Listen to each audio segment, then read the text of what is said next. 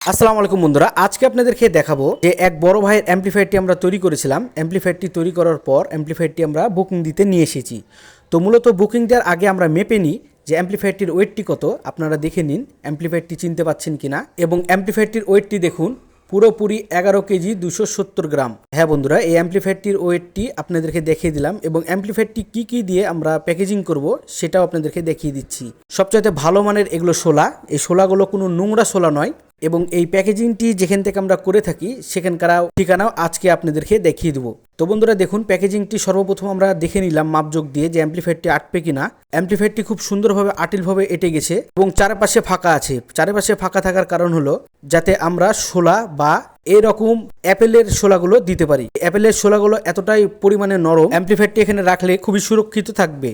তো বন্ধুরা দেখুন, আমরা অ্যাপেলের শোলাটি দেওয়ার পরে আমরা চারিদিকে সুন্দর করে পর্যবেক্ষণ করলাম যে কোনো ফাঁকা জায়গা আছে কিনা।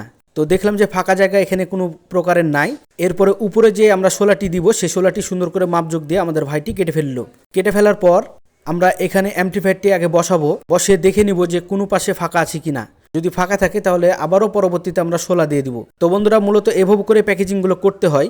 প্যাকেজিংগুলো এভাবে করে যদি না করা হয়, পরবর্তীতে সুন্দরবন কুরিয়ার সার্ভিসের যে এখন একটা অবস্থা, আপনারা মাঝে মাঝে পর্যবেক্ষণ করতে যাবেন যে দেখবেন যে লেবার এবং মিস্ত্রিরা কিভাবে করে মাল সামানাগুলো আছড়িয়ে আছড়িয়ে রাখছে। তো বন্ধুরা আমাদের এখানে কোনো হাত থাকে না, শুধুমাত্র হাত থাকে প্যাকেজিং এর উপরেই। এজন্য বন্ধুরা আমরা প্যাকেজিংটি খুবই সুন্দরভাবে করে থাকি, এবং প্যাকেজিংটি করার পরে আমরা মাল সামানাগুলো ঠিক এভাবে করে ডেলিভারি দিয়ে থাকি। মূলত আমাদের এটা চাচা হয়, চাচার অনেক বয়স, চাচার জন্য সবাই দোয়া করবেন। এবং আমাদের যে ভাইটিকে দেখতে পাচ্ছেন খুবই পরিশ্রমী ব্যক্তি, তারা কোন পাশে থাকে বা কোন দোকানে থাকে, আমরা কোথায় থেকে প্যাকেজিং করে নিয়ে আসি, এই ভিডিওটি আজকে থাকবে। তো বন্ধুরা চাচাকে দেখুন, চাচা খুবই ভালো মনের মানুষ, খুবই হাসাহাসি করে এবং হাসতে সে খুবই পছন্দ করে, এবং 5 ওয়াক্ত নামাজি ব্যক্তি। আর এটার পাশাপাশি আমাদের ভাইটিকে সুন্দর করে হেল্প করছে, যেহেতু আমি ক্যামেরা ধরে আছি। ক্যামেরা না ধরে থাকলে আমি যে হেল্প করে থাকি।